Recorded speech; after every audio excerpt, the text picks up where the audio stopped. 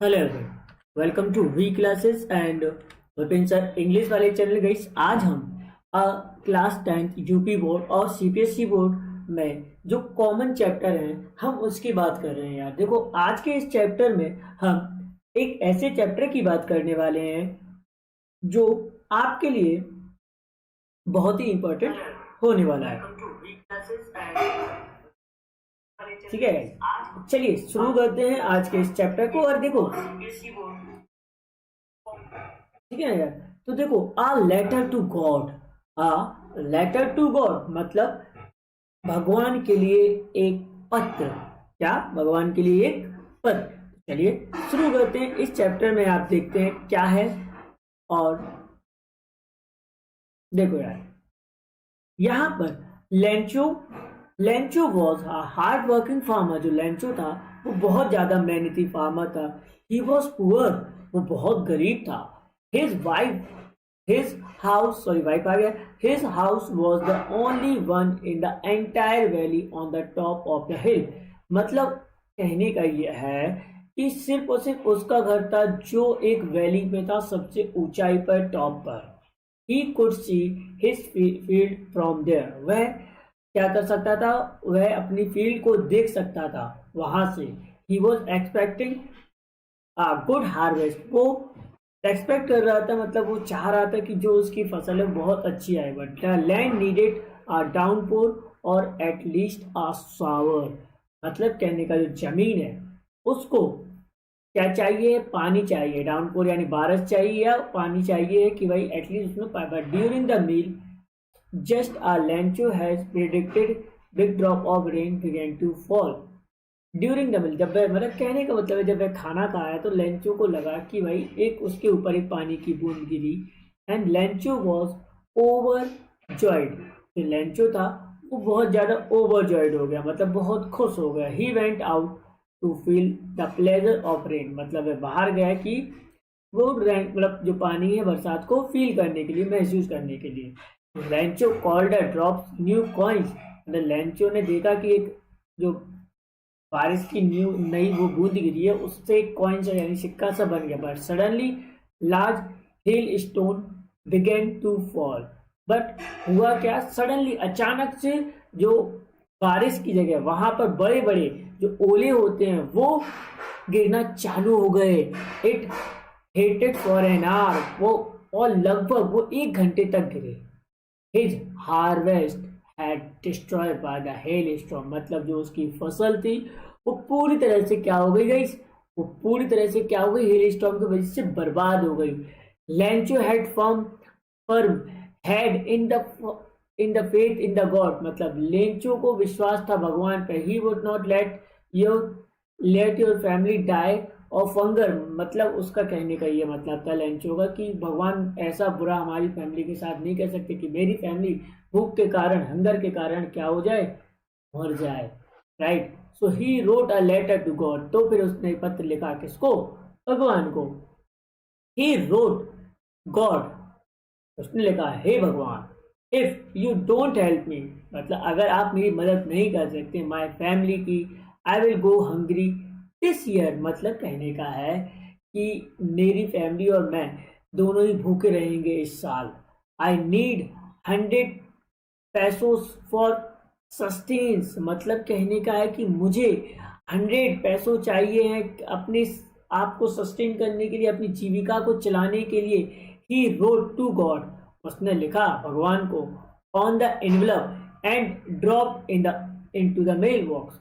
मतलब उसने लिखा और टू गॉड, और उसने क्या किया, जो भी पत्र था वो मेल बॉक्स में डाल दिया। A postman showed the letter to the postmaster. जो पोस्टमैन था उसने ये लेटर पोस्ट मास्टर को दिखाया। He was very much impressed by the faith of the man who had written a letter and address to the God. मतलब जो postman है बहुत ज्यादा इम्प्रेस हुआ कि जो पत्र उसने भगवान के लिए लिखा था, इट वॉज वेरी नाइस। मतलब वो बहुत ही अच्छा लिखा हुआ था। ये पोस्ट मास्टर कहते हैं। ही टैप्ड द लेटर। उन्होंने क्या किया? टैप्ड कर दिया लेटर को। लेटर को क्या कर दिया?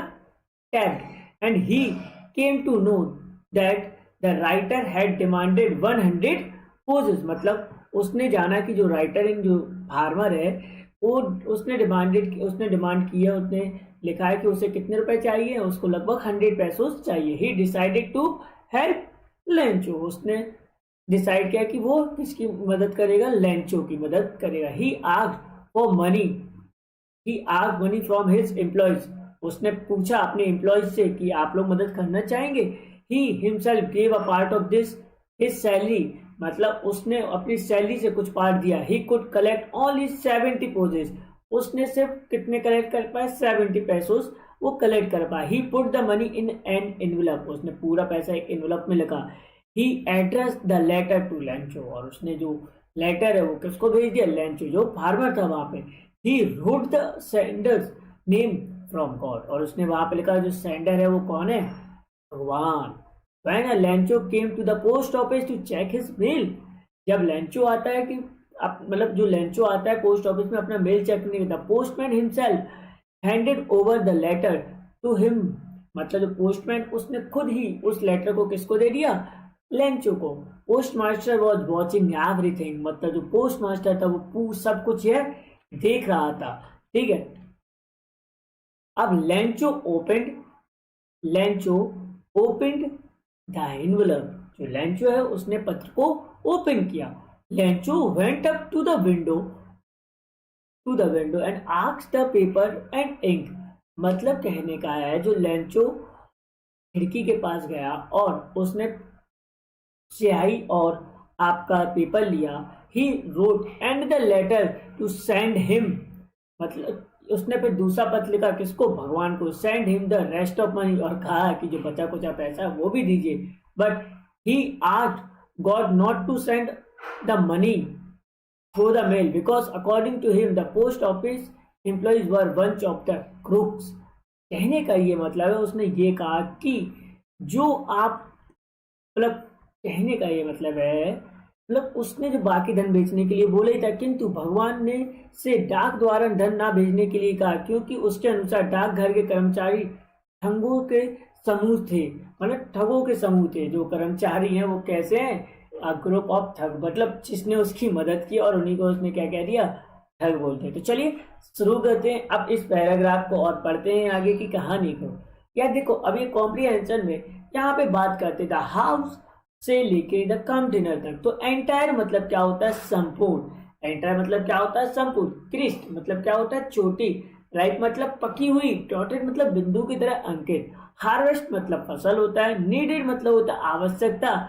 एटलीस्ट मतलब क्या होता है, कम से कम।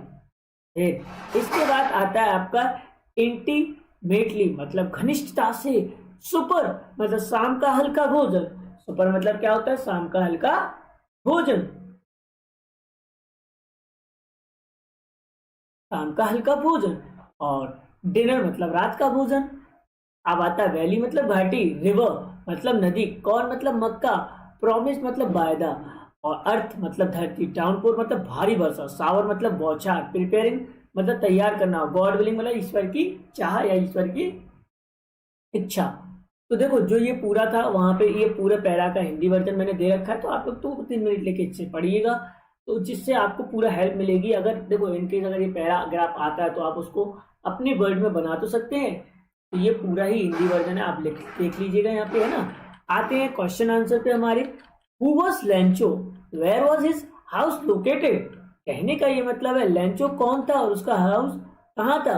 लेंचो वॉज अ फार्मर, जो लेंचो था वो कौन था, Lencho was a farmer. His house was located on the crest low of hill, मतलब जो उसका घर एक निचली पहाड़ की चोटी पर स्थित था। हाँ very nice. What did Lencho think earth needed, तो Lencho thought the earth needed downpour और एटलीस्ट शावर, मतलब कहने कम से कम जो धरती को या तो एक भारी वर्षा चाहिए, थोड़ी सी बौछार चाहिए पानी की, ना। Who was the women preparing the supper, कौन स्त्री जो मतलब कौन थी जो लेडी जो रात में यानी सपर उसके लिए भोजन तैयार की, तो ऑब्वियस उसके लिए भोजन कौन तैयार की, लेंचोस वाइफ वॉज प्रिपेयरिंग द सपर। सपर मतलब आपका रात्रि का भोजन कह सकते हैं, यानी भोजन ही कह दो आप, तो ना। What were the older and the smaller boys doing, मतलब जो ओल्डर और छोटा लड़का था वो क्या कर रहा था? Older boys were working in the field while the smallest boy were playing near the house। मतलब जो छोटा मतलब जो बच्चे थे आपके बच्चे लड़के खेत में के काम कर रहे थे जबकि छोटा लड़का घर के पास खेल रहा था। What did Lancho do throughout the morning? यानी Lancho did nothing else but seen the sky towards northeast। Lencho ने वही कुछ नहीं किया और उसने क्या देखा? उसने आकाश को देखने के अलावा कुछ नहीं किया, बस वो अपने उत्तर पूर्व में आकाश को देखते रहा। तो चलिए अब बढ़ते हैं हमारे सेकंड पैराग्राफ को गाइस। तो यहाँ पे जो सेकंड पैराग्राफ है वह क्या बताता है?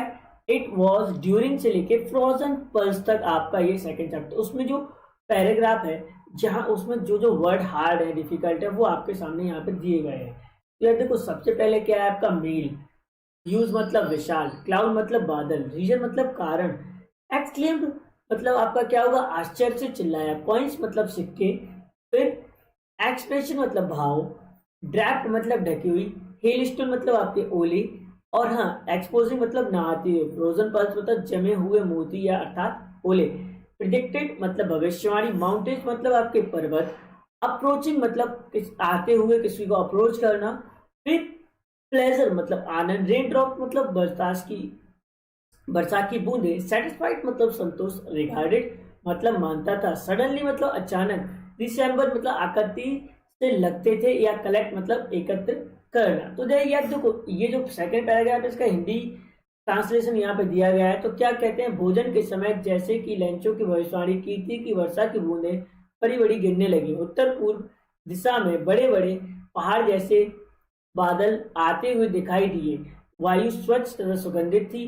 वह व्यक्ति केवल इसलिए बाहर निकल पड़ा कि वर्षा की बूंदें आनंद पर अपने शरीर का अनुभव करेगा, और जब वह लौटा तो आश्चर्य से चिल्लाए, ही ये आकाश से गिरने वाली वर्षा की बूंदें नहीं है, ये नए सिक्के हैं। बड़ी बूंदें 10 सेंट के सिक्के हैं और छोटी 5 सेंट के सिक्के हैं।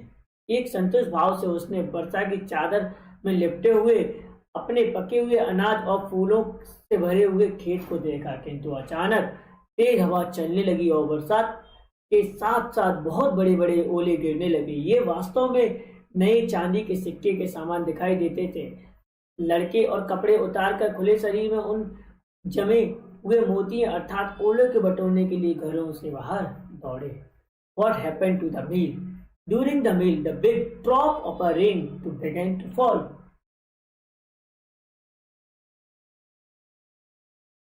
What did Lancho predicted? Did it come true? So clouds in the northeast made the Lancho predicted rainfall. Yes, his prediction come true। मतलब जो उसका भविष्यवाणी थी वो क्या थी? सच्चाई सही साबित हुई। Why did Lancho go out? So Lancho went out to have the pleasure of feeling of the rain on his body। मतलब कहने का लेंचो वर्षा की बूंदों का आनंद लेने के लिए अपने घर से बाहर निकला था। बट हुआ क्या? What are the hailstone being compared to? तो hailstone are being compared to new silver coin। मतलब जो ओले गिरे उसको उसने चांदी के सिक्कों के समान उसको तुलना की। What happened suddenly? Suddenly a strong wind began to flow। क्या हुआ? एक सडनली जो स्ट्रॉन्ग विंड थी वो began to flow and the rain very large storm hailstone began to fall। तो भाई होता यही है कि आपका कि जो सडनली उसमें होता है हवा बहुत ज़्यादा तेजी से चलने लगती है जिसके साथ साथ बहुत बड़े ओले गिरना स्टार्ट होने लगते हैं। तो why did boys run out? The boys run out to collect the frozen pearls. मतलब जो लड़के थे वो जमे हुए मोती की तरह जो अर्थात ओले थे उनको एकत्र करने के लिए बाहर भागे। तो चलिए पढ़ते हैं लास्ट वाला भी, इसके बाद जो नेक्स्ट क्लास होगी उसमें हम बाकी और कवर करने वाले हैं।